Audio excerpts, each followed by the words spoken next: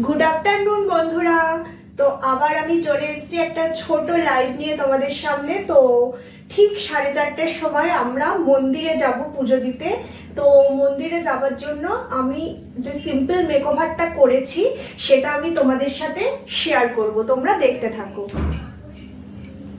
So বন্ধুরা, আমার makeup starting করেছি আমি ফাউন্ডেশন দিয়ে। তো আমি ইউজ করেছি সুগারের ফাউন্ডেশন। তো এই দেখো, এটা শেড নাম্বার 15। আমি এই শেডটা ইউজ করেছি, এই যে শেড নাম্বার 15। তো এর সাথে কিন্তু ব্রাশও দেওয়া আছে। তোমরা কিন্তু বিউটি ব্লেন্ডার ইউজ না করে ব্রাশ দিয়েও কিন্তু এই ফাউন্ডেশনটা ইউজ করতে পারো।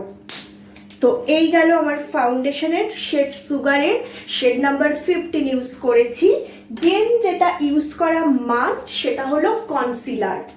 তো এই দেখো, সুগারের এই কনসিলারটা ইউজ করেছি। তো জাস্ট আমি চোখের নিচে আর নাকের উপরে একটু দিয়েছি, যেখানে যেখানে একটু কালো কালো স্পট আছে সেখানে সেখানে কনসিলারটা ইউজ করা বেটার। এবার তোমরা বুঝে নেবে তোমাদের স্কিনে কোথায় কোথায় একটু হালকা কালো শেড আছে যেটাকে তোমরা কভার করতে চাও, তো সেক্ষেত্রে তোমাদের কনসিলার ইউজ করতে হবে। তো আমি যেটা ইউজ করেছি, আমি সুগারের কনসিলার ইউজ করেছি।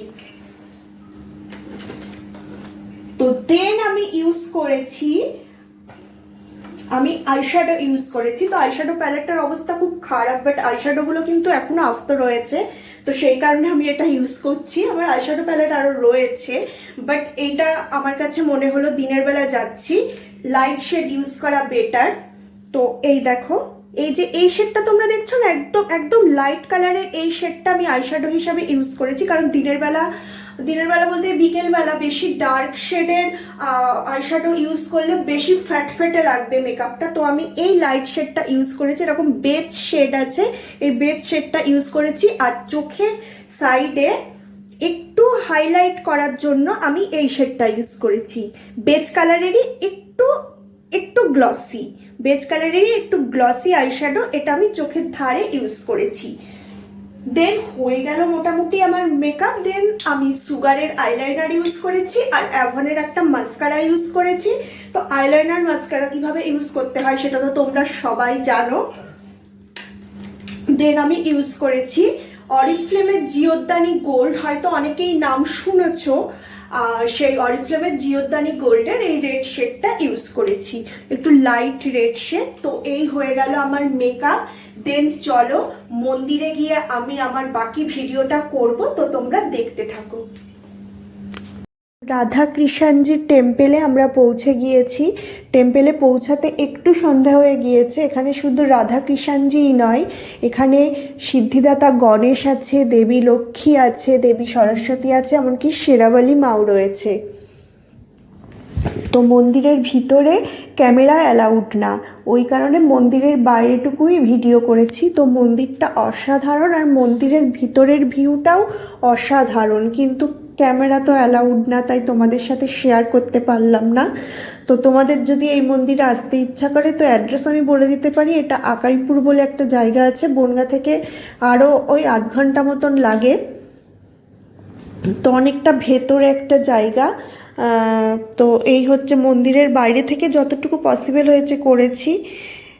এই যে আমার ছোটো মাসির মেয়েও ভিডিও করছে, আর পিছনে আমার মা আসছে।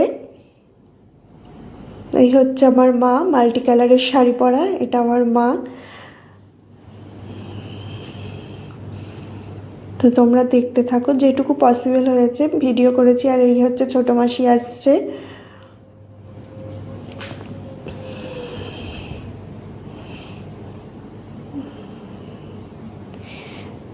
তো দেখো, আর এই যে আমার মিষ্টি মাসুন আছে, মিষ্টি মাসুনের মেয়ে। আর ওইদিকে দাঁড়িয়ে আছে বড় মাসি নীল কাপড় পরে, আর পাশে রয়েছে আমার দুষ্টু মাসুন। আর এই হচ্ছে আমার ছোট মামার বড় মেয়ে। তো সবাই মন্দিরের দিকে যাচ্ছে। তো খুবই ভালো লাগছে, এতদিন পরে সবাই এক জায়গায় মিলিত হয়েছে। তো আমরা গোটা নারী বাহিনী একসাথেই রয়েছি।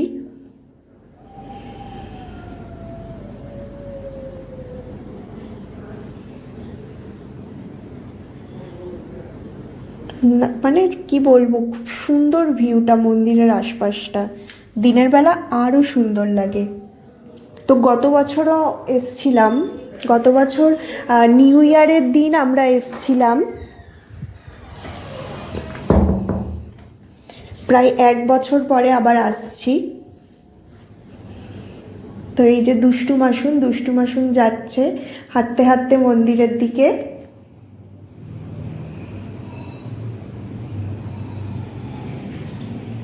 যে বড় মাসি সবাই ক্যামেরা করতে ব্যস্ত, আসলে মন্দিরের ভিউটাই এত সুন্দর। আর এই হচ্ছে আমার মিষ্টি মাসুন, আর ওইদিকে আমার ছোট মামার ওয়াইফ ভিডিও করছে। তো এই হচ্ছে আমার মিষ্টি মাসুন।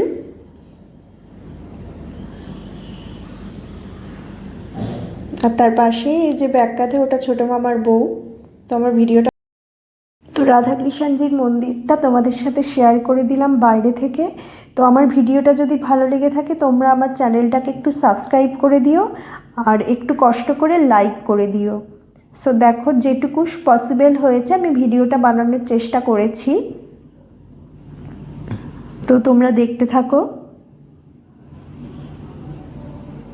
সো ভিডিওটা বেশি বড় করতে পারিনি, সো এখানেই শেষ করলাম। Bye bye.